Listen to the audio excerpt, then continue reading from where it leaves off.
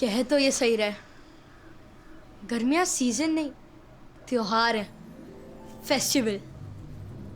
हर त्योहार की तरह इसमें भी सड़कें रोशनी से चमक रही होती हैं। कई दुकानें भी नहीं दिखती हैं।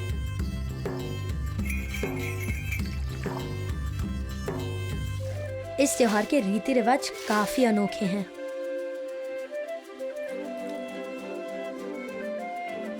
हर फेस्टिवल की तरह इसके भी एक भगवान है।